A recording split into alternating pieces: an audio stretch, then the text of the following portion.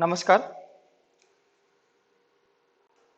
आज आपण differentiation chapter मधला next topic derivative of composite function.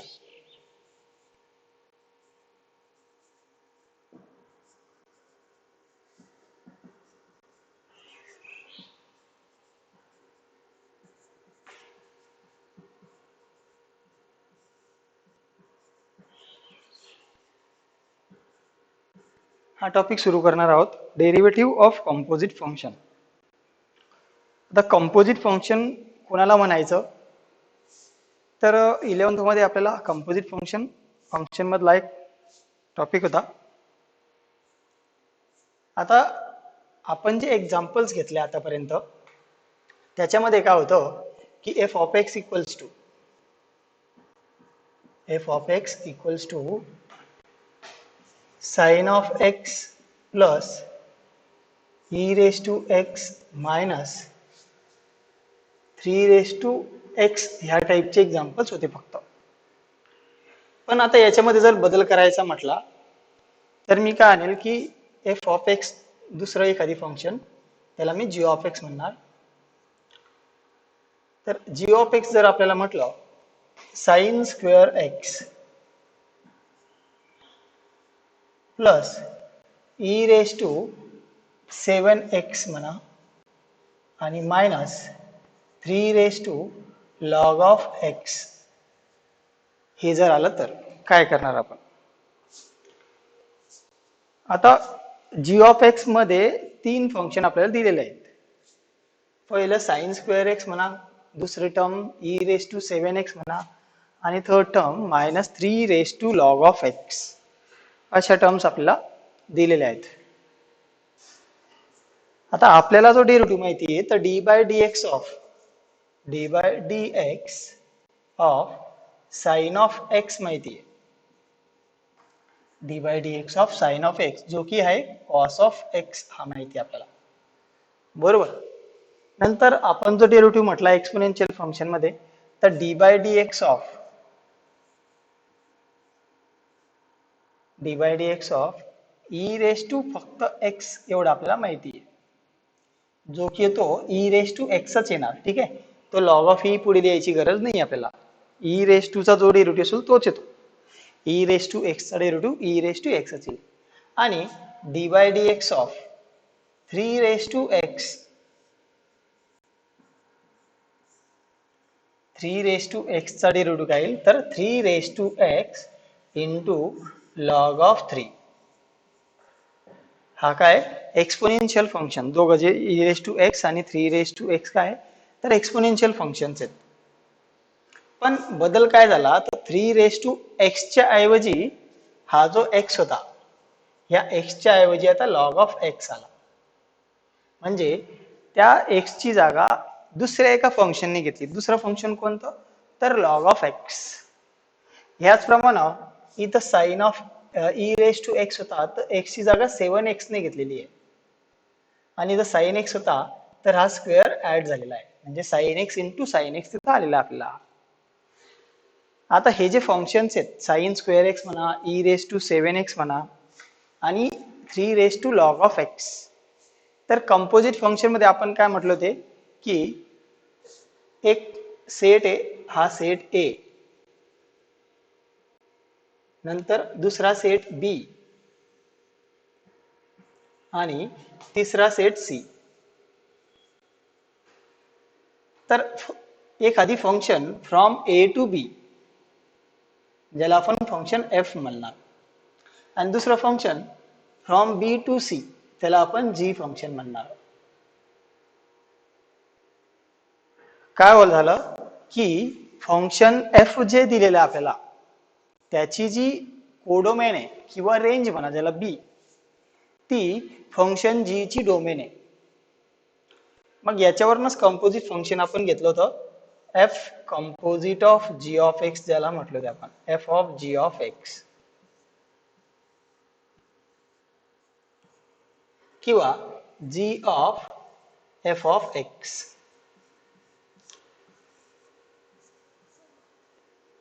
आता हे आपण कसे सॉल्व्ह केले होते काय झालं F of G of x हे जे पहिलं फंक्शन आहे आपल्याला दिलेलं, तर याच्यामध्ये काय झालंय, एफ ऑफ एक्स जो आहे या एक्सच्या जागी जी ऑफ एक्स आलेला आहे. त्याचप्रमाणे हा function G F of X म्हणजे जी ऑफ एक्सच्या जागी आलेला आहे एफ ऑफ एक्स आलेला आहे. म्हणजे जो व्हेरिएबल होता जी ऑफ एक्स फंक्शन मधला एक्स, त्याच्या जागी डायरेक्ट फंक्शन पुट झालेले आहे, त्या फंक्शनची व्हॅल्यू. त्याचप्रमाणे इथे झालेलं आहे साइन स्क्वेअर एक्स. मी जर म्हटलं F of x equals to sine x किंवा जी ऑफ एक्स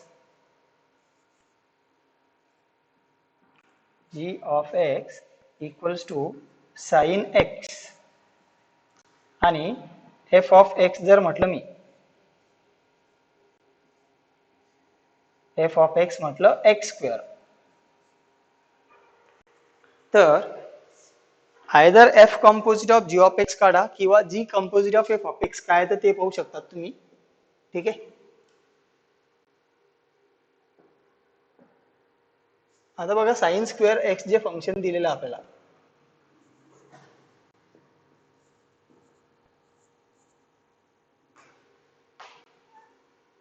मी जर म्हटलं F of X sine of X आहे दिलेला आपल्याला आणि जी ऑफ एक्स आहे एक्स स्क्वेअर,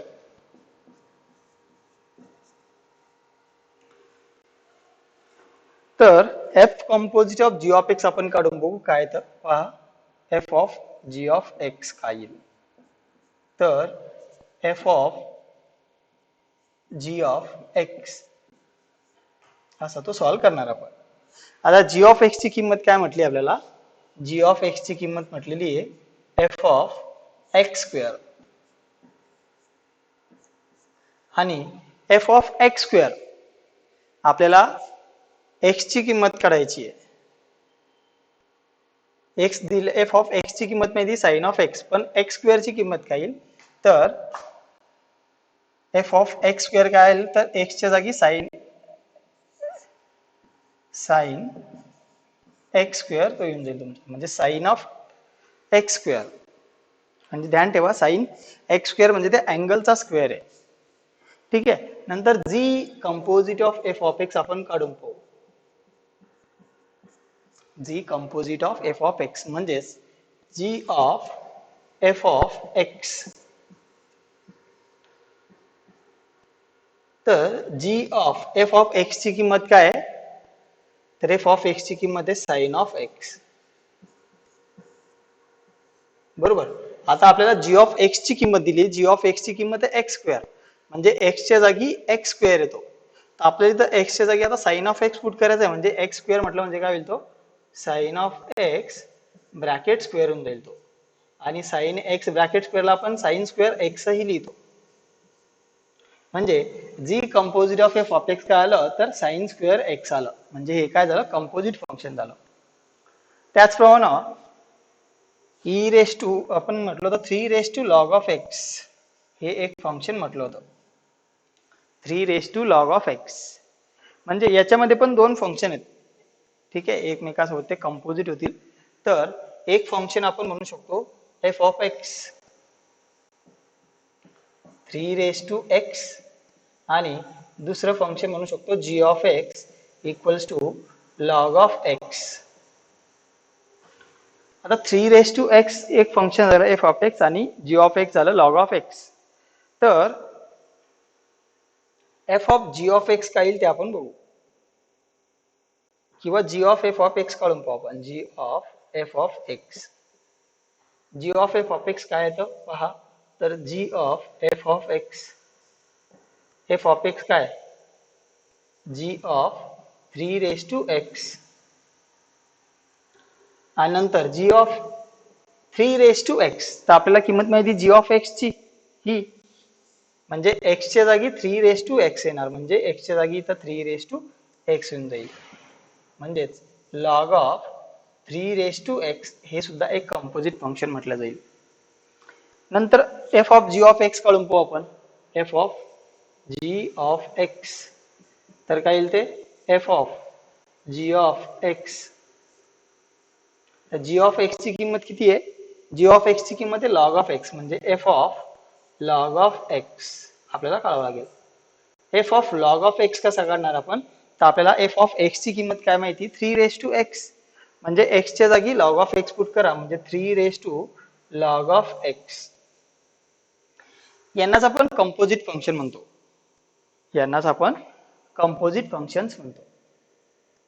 तुम्ही जर म्हटलं तर log of sine of 3x हा सुद्धा एक कंपोजिट फंक्शन म्हटलं जाईल. Log of sine of 3x हा सुद्धा कंपोजिट फंक्शन म्हटलं जाईल, किंवा sign of log of 3x हे सुद्धा कंपोजिट फंक्शन म्हटलं जाईल. कंपोजिट फंक्शन कोणाला म्हटलं जाईल? ध्यान ठेवा, जर तुम्ही म्हटले की पहिला साइन लागतोय इकडनं तर हे ट्रिग्नोमेट्रिक फंक्शन येईल, नंतर लॉग पण लागतोय ना, म्हणजे हे लॉगरिथमिक फंक्शन पण म्हणलं पाहिजे. मग तुम्ही याला ट्रिग्नोमेट्रिक फंक्शन म्हणणार का लॉगरिथमिक फंक्शन म्हणणार? तर तसं नाहीये, हे कंपोजिट फंक्शन म्हटलं जाईल. त्याचप्रमाणे इकडे पण लॉग आहे, इकडे सुद्धा हे ट्रिग्नोमेट्रिक फंक्शन आहे, लॉगरिथमिक पण आहे, ट्रिग्नोमेट्रिक पण आहे.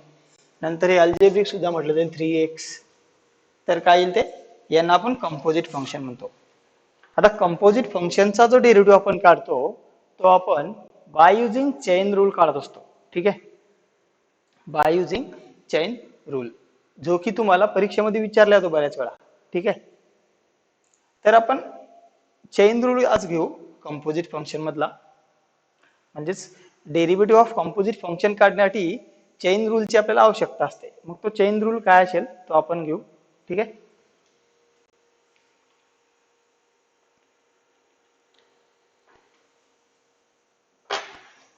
आता चेन रूल मध्ये काय असणार आहे की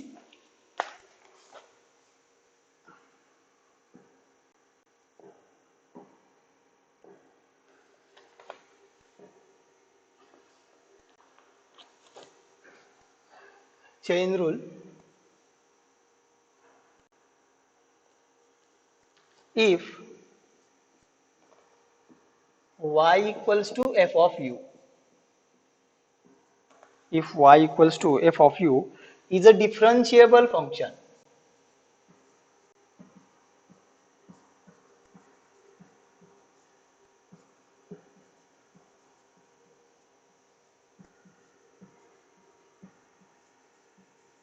is a differentiable function of u, and u equals to g of x is differentiable function.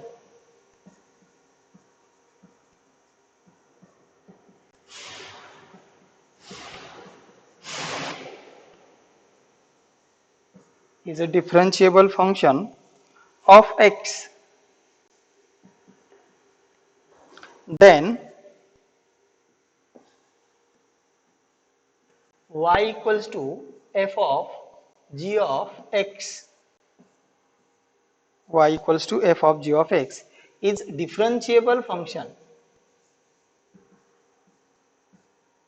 Differentiable function short मध्ये लिहितो फंक्शनला आपण, differentiable function of x and dy upon dx.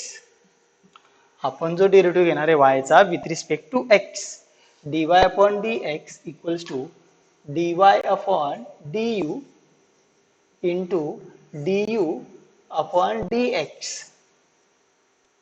काय होणार? चेन तयार होईल. हा du पुन्हा इथं आला, dx किती तुम्ही जर dz घेतला असता डिवाइडला, म्हणजेच असं जर म्हटलं असतं dy upon dx, तीन फंक्शन असते dy upon dx, तर काय होईल? dy upon du into du upon dz into dz upon dx.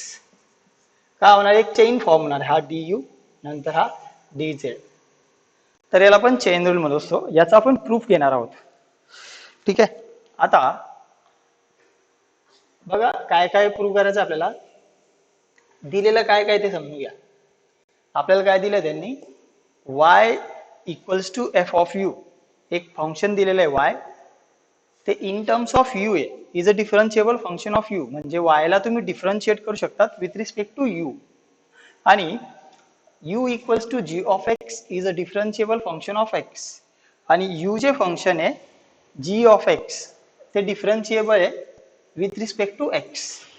Then मग त्यांच्यावरनं हे कंपोजिट फंक्शन तयार झालं y equals to f of g of x is differentiable function of x and dy upon dx. ठीक आहे, dy upon dx equals to dy upon du into du upon dx. आपल्याला एवढं prove करायचं आहे. आता dy upon dx म्हटलं म्हणजे काय, dy अपॉन dx म्हटलं म्हणजे काय येईल. आता डिफरन्शिएशन म्हटलं म्हणजे स्मॉल चेंज आला. ठीक आहे, चेंज इन फंक्शन आलं तर जो स्मॉल चेंज आहे प्रत्येक फंक्शन मधला किंवा त्या व्हेरिएबल मधला तो आपण डेल्टाने दाखवत असतो. म्हणून काय म्हटलं जाईल, आपण with respect to X differentiate करणार म्हणून काय म्हणणार आपण त्याच्यामध्ये, let delta X be a small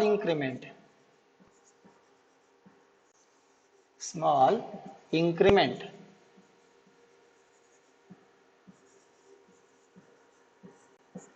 in x. आता delta X small increment in X आहे, त्याचप्रमाणे डेल्टा वाय आणि डेल्टा यू.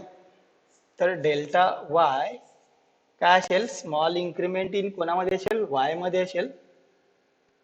आणि delta you is small increment in you म्हटलं जाईल. ठीक आहे, ते काही लिहित नाही आता, बी a small increment in x सारखं. ठीक आहे, तर समजून घ्या. आता बघा काय होईल की हा जो y आणि u हे डिपेंडेंट कोणावर आहे तर x वर आहे. जेव्हा x मध्ये बदल होईल तेव्हाच y मध्ये आणि u मध्ये बदल होईल. म्हणून मी जर म्हटलं डेल्टा x टेन्स टू 0 म्हणजे डेल्टा x मधला जो बदल आहे चेंज तो जर टेन्स टू 0 म्हणजे नियर अबाउट 0 आहे तर काय होईल, डेल्टा यू टेन्स टू तो सुद्धा 0 म्हटलं जाईल. हा ठीक आहे, हा टेन्स टू नाही अर्थ, याचा अर्थ हा वरचा आहे, ध्यान ठेवा. आणि डेल्टा वाय टेन्स टू सुद्धा 0 म्हटलं जाईल. ठीक आहे, आता जो इन्क्रीमेंटरी रेशो आहे, ठीक आहे, म्हणजेच वाय मध्ये इन्क्रीमेंट होईल विथ रिस्पेक्ट टू एक्स, तर त्याला आपण काय करणार, delta Y upon delta x equals to काय येईल तो, तर incremental change in y divide by delta you into delta you upon delta x. ठीक आहे, आता ह्या डेल्टाचं कन्व्हर्शन डी मध्ये कधी होईल, चेंज मध्ये, जेव्हा त्याला आपण लिमिट अप्लाय करू तेव्हा. ठीक आहे, मग मी याला लिमिट अप्लाय करणार म्हणजे taking limit as X tends to 0, delta X tends to 0, तर काय होईल, limit as delta X, next पेजवर घेतो. ठीक आहे, limit as delta X tends to 0 delta Y upon delta x equals to limit as delta X tends to 0. तर delta Y upon delta X ची किंमत काय होती, delta Y upon delta you into delta you upon delta x ही होती. आता ह्या ज्या limits आहेत, दोन फंक्शन मल्टिप्लाय आहे तर लिमिट प्रत्येकाची सेपरेट म्हटलं जाईल. म्हणजे आपण त्याला असे लिहू शकतो, limit as delta X tends to 0 upon delta Y upon delta you into limit as delta X tends to 0 delta you upon delta X. आता ह्या जर लिमिट एक्झिस्ट झाल्या तर आपण त्याला dy अपॉन dx लिहिणार. ध्यान ठेवा, ह्या लिमिट एक्झिस्ट झाल्यानंतर, कारण की यांची एक्झिस्टन्स महत्वाचा असतो. काय होईल, आता बघा काय म्हटलंय, y is a differentiable function of u. y is differentiable function of u. y चं जो आपण डिफरन्शिएशन घेऊ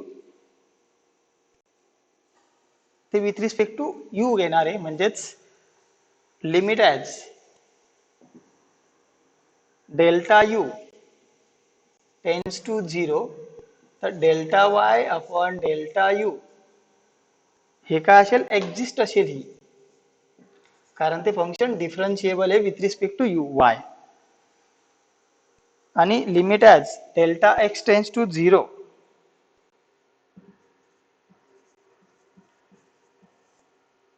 delta u upon delta x exist, हे सुद्धा एक्झिस्ट होईल का, तर u सुद्धा differentiable with respect to x आहे, म्हणून differentiable with respect to x. त्याच्यामुळे म्हणजेच काय झालं, जी RHS आहे आपली ही RHS काय होते, एक्झिस्ट होते.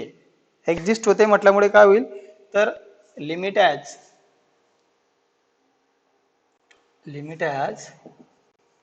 Delta u tends to 0, delta y upon delta u equals to, आपण त्याला लिहू शकतो dy अपॉन du. ठीक आहे. आणि हे जे दुसरी लिमिट आहे, limit as delta x tends to 0, delta u upon delta x equals to, आपण लिहू शकतो du अपॉन dx. म्हणजेच काय झालं, limit as delta x tends to 0, delta y upon delta x equals to dy upon du into du upon dx. Equation फर्स्टचा वापर केला मी याचा. ठीक आहे, याच्या जागी ते लिहिलं मी किंमत ही. आता आपल्याला फक्त काय दाखवायचं आहे, ही जी LHS आहे ही एक्झिस्ट होते एवढं दाखवायचं आपल्याला. तर काय होईल, delta y upon delta x exist होईल का एक्झिस्ट होईल, LHS सुद्धा काय असणार, एक्झिस्ट होईल ना. RHS एक्झिस्ट असल्यामुळे, म्हणजेच आपण त्याला लिहू शकतो dy upon dx equals to dy upon du into du upon dx. ठीक आहे, ही थेरी आहे.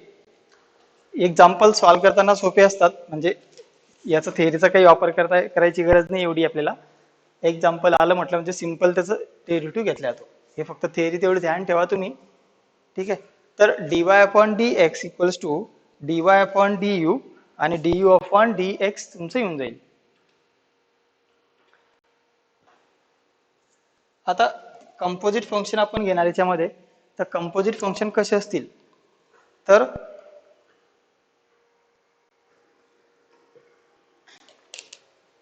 साइन ऑफ रूट एक्स म्हणा. ठीक आहे, रूट ऑफ साइन एक्स किंवा sine cube x, sign square x, 1 upon root sine x, हे सगळे काय कंपोजिट फंक्शन्स आहेत. कारण की आपल्याला जो ट्रिग्नोमेट्रिक फंक्शन माहिती, फक्त साइन ऑफ एक्स याची किंमत माहिती. ठीक आहे, जे ट्रिग्नोमेट्रिक फंक्शन म्हटलं जाईल फक्त साइन ऑफ एक्स म्हणा, टॅन ऑफ एक्स म्हणा, जो फक्त सिंगल एक्स असायला पाहिजे व्हेरिएबल, तोच म्हटलं जाईल.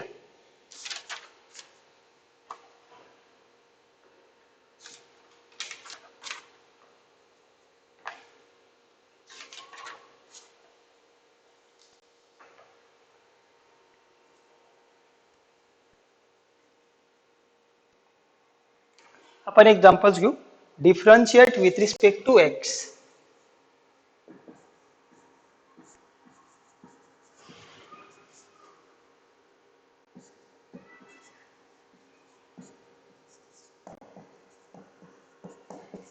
ठीक आहे, बघा कंपोजिट फंक्शन आहे.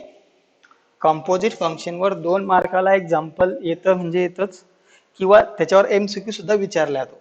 याच्यावर प्रश्न विचारला जाईल, म्हणून कंपोजिट फंक्शनचा डेरिव्हेटिव्ह काढता यायलाच पाहिजे. तर आपण एक्झाम्पल्स घेऊ. ठीक आहे, तर सगळ्यात पहिले साइन ऑफ एक्सचा डेरिव्हेटिव्ह काय तो आपण घेऊन टाकू. फर्स्ट साइन ऑफ एक्स, तर साइन ऑफ एक्सचा डेरिव्हेटिव्ह म्हणजे y equals to sine x म्हणा त्याला. तर d y upon d x काय येईल याचा, साइन एक्स चा डेरिव्हेटिव्ह आपल्याला माहिती आहे, तो येतो d by d x of sine x आणि तो येऊन जाईल तुमचा कॉस ऑफ एक्स. हे आपण का काढलं तर आपला हा फॉर्म्युला आहे y equals to sine x चा derivative d by d x of sine x equals to cos x माहिती आहे. आता साइन एक्सच राहील का नेहमी, तर साइन स्क्वेअर एक्स येऊ शकतो, साइन स्क्वेअर एक्स म्हणजे सेकंड फंक्शन आपण घेऊ y equals to sine square x. तर साइन स्क्वेअर एक्स ला मी असं लिहू शकतो y equals to sine of x bracket square sine x bracket square. आता ध्यान ठेवजा जेव्हा जेव्हा पॉवर असेल, ठीक आहे, तर अगोदर पॉवरचा डेरिव्हेटिव्ह घ्यायचा आहे. काय झालेलं आहे की अगोदर एक फंक्शन होतं एक्स स्क्वेअर, एक फंक्शन होतं एक्स स्क्वेअर दिलेलं होतं, एक फंक्शन, त्या एक्स स्क्वेअरच्या जागी म्हणजे या एक्सच्या जागी साइन ऑफ एक्स आलेला आहे, बरोबर. जर तुम्हाला एखादी फंक्शन कंपोजिट म्हटलं आपण म्हणजे f of G of x असं दिलेलं आहे, f of G of x, तर आपण डेरिव्हेटिव्ह घेताना कंपोजिट फंक्शनचा लेफ्ट टू राईट विचार करायचा, कधी ध्यान ठेवा, लेफ्ट टू राईट. मग लेफ्ट टू राईट जाताना पहिल्या स्टेप मध्ये डेरिव्हेटिव्ह घ्यायचा ह्या एफ चा, दुसऱ्या स्टेप मध्ये डेरिव्हेटिव्ह घ्यायचा ह्या जी चा आणि तिसऱ्या स्टेप मध्ये डेरिव्हेटिव्ह घ्यायचा ह्या एक्स चा जो की 1 येतो, किंवा तो एक्स च्या जागी 3x राहू शकतो, 4x राहू शकतो, तो येईल. मग आता अगोदर आपण या पॉवरचा डेरिव्हेटिव्ह घेऊ म्हणजेच dy upon dx equals to d by d x of sine of x bracket square. तर बघा ब्रॅकेट स्क्वेअर म्हटलं म्हणजे काय, तर एक्स स्क्वेअरचा डेरिव्हेटिव्ह काय येईल तो पहा तुम्ही, काय येऊ शकतो एक्स स्क्वेअरचा डेरिव्हेटिव्ह, तर एक्स स्क्वेअर हा जो एक्स स्क्वेअर आहे d by d x of x square काय येईल, तर तो येईल 2x, बरोबर. एक्स स्क्वेअरचा डेरिव्हेटिव्ह काय येईल 2x. मग साइन एक्स ब्रॅकेट स्क्वेअरचा डेरिव्हेटिव्ह पण काय आला 2x ना, तर मग x च्या जागी फक्त साइन एक्स आणि रेस टू पॉवर 1. अगोदर आपण डेरिव्हेटिव्ह कोणाचा घेतला, त्या पॉवरचा घेतला. आता दुसऱ्या स्टेप मध्ये डेरिव्हेटिव्ह कोणाचा राहील, तर साइन ऑफ एक्स राहील, म्हणजे d by d x of sine x जो डेरिव्हेटिव्ह बाकी होता, तर काय येईल 2 साइन एक्स आणि साइन एक्स चा डेरिव्हेटिव्ह काय येतो, तर कॉस ऑफ एक्स. तो 2 sine x into cos x हा आपला फॉर्म्युला आहे. साइन 2 थिटाचा काय, तो sine 2 theta, 2 sine theta into cos theta, 2 sine theta equals to 2 sine theta into cos theta equals to येतो साइन 2 थिटा. म्हणजे आपण याला काय लिहिणार, साइन 2x, हे आपला आन्सर असेल. हा झाला साइन स्क्वेअर एक्स चा डेरिव्हेटिव्ह, ठीक आहे. त्याचप्रमाणे साइन क्यूब एक्स चा डेरिव्हेटिव्ह आपण काढू शकतो. कसा काढणार साइन क्यूब एक्स चा डेरिव्हेटिव्ह, ठीक आहे. आता बघा मी फक्त साइनचे एक्झाम्पल घेतोय, जे साइन साठी मी घेतोय तेच कॉस साठी सुद्धा असेल. कॉस स्क्वेअर एक्स चा डेरिव्हेटिव्ह सुद्धा असाच काढला जाईल, टॅन स्क्वेअर एक्स चाही डेरिव्हेटिव्ह असाच काढला जाईल, ठीक आहे. लॉग एक्स ब्रॅकेट स्क्वेअरचा सुद्धा डेरिव्हेटिव्ह असाच काढला जाईल. तर थर्ड आपण एक्झाम्पल घेऊ, route sine x, root sine x आपल्याला दिलेलं आहे. आता रूट साइन एक्स म्हटलं म्हणजे काय असेल, तर याला असं लिहू शकतो का मी, तर y equals to sine of x आणि रूट म्हटलं म्हणजे काय, पॉवर किती असते ती 1/2 असते, पॉवर किती असते 1/2. मग आता आपण याचा डेरिव्हेटिव्ह घेऊ म्हणजे dy अपॉन dx, तर d by d x of sine x raise to 1/2. अगोदर काय करा, पॉवरचा डेरिव्हेटिव्ह घ्या म्हणजेच x रेस टू 1/2 चा डेरिव्हेटिव्ह, म्हणजे x रेस टू 1/2 चा डेरिव्हेटिव्ह म्हणजे रूट एक्स चा डेरिव्हेटिव्ह. तर d by d x of root x काय येतो बघा, मी तुम्हाला सांगितलंय एका पेजवर फॉर्म्युला लिहून घ्या. त्या फॉर्म्युल्यामध्ये बघा रूट एक्स चा डेरिव्हेटिव्ह काय येतोय, तर 1/2 रूट एक्स, बरोबर. आता इथं एक्सच्या जागी काय आलाय, साइन ऑफ एक्स आलेला आहे, म्हणजे आपल्याला तो एक्सच्या जागी साइन ऑफ एक्स द्यावा लागेल. म्हणजे याचा डेरिव्हेटिव्ह काय आला, 1/2 रूट साइन एक्स. ठीक आहे, हे झाली पहिली स्टेप. मी काय म्हटलो, तो पहिल्या स्टेपमध्ये पहिल्याच फंक्शनचा डेरिव्हेटिव्ह म्हणजे पॉवरचा घेतला. आता डेरिव्हेटिव्ह कोणाचा राहिला, या साइन ऑफ एक्सचा, म्हणजेच d by d x of sine x सुद्धा आपल्याला द्यावा लागेल. D by d x of sine x. D by d x of sine x काय येईल, तर होईल कॉस ऑफ एक्स. तो cos of x 1/2 root sine x into cos x. तर कॉस एक्स ला तुम्ही वर लिहू शकतात, cos x upon 2 root sine x.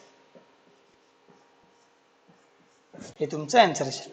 आता cos of 2 upon root sine x, root sine x ला cos x, root sine x cos x ला divide केले का नाही होणार, कारण की पॉवर वेगवेगळे आहेत. जर cos of x upon sine of x असतं तर आपण कॉट ऑफ एक्स लिहिलं असतं, पण रूट आहे साइन मध्ये, त्याच्यामुळे हे उत्तरच असेल तुमचं. म्हणजे under root of sine x चा डेरिव्हेटिव्ह काय झाला, तर रूट साइन एक्स. ठीक आहे, नेक्स्ट एक्झाम्पल बघू आपण, fourth. Sine of root x, तर y equals to sine root x. Sine root x, बघा रूट साइन एक्स मध्ये आणि साइन ऑफ रूट एक्स मध्ये फरक आहे. तो under root of sine x होता हा, फक्त इथं अँगल जो आहे तो रूट मध्ये, म्हणजे रूट एक्स दिलेला आपल्याला अँगल येतो, त्याचा साइनशी काही संबंध नाही.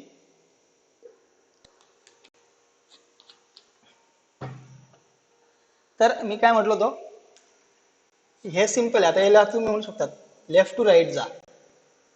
लेफ्ट टू राईट जाताना अगोदर कोणतं फंक्शन लागलं, तर साइन लागलं, नंतर दुसरं फंक्शन रूट एक्स लागलं.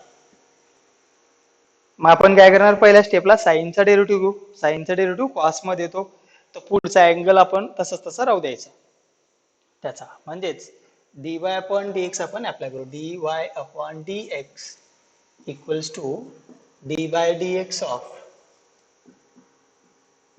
Sign root x. ठीक आहे, आता dy upon dx sine root x, तर साइनचा डेरिव्हेटिव्ह काय येतो, तर कॉस येतो, म्हणजेच कॉस ऑफ रूट एक्स. तो अँगल तसाच ठेवायचा आहे, कारण त्याचा आपण डेरिव्हेटिव्ह पुढे घेणार, म्हणजे कॉस ऑफ रूट एक्स आला. आता d by d x of कोणाचा घ्यायचा आहे, साइनचा डेरिव्हेटिव्ह घेतला, राहिला रूट एक्सचा, म्हणजे d by d x of root x. मग काय, कॉस ऑफ रूट एक्स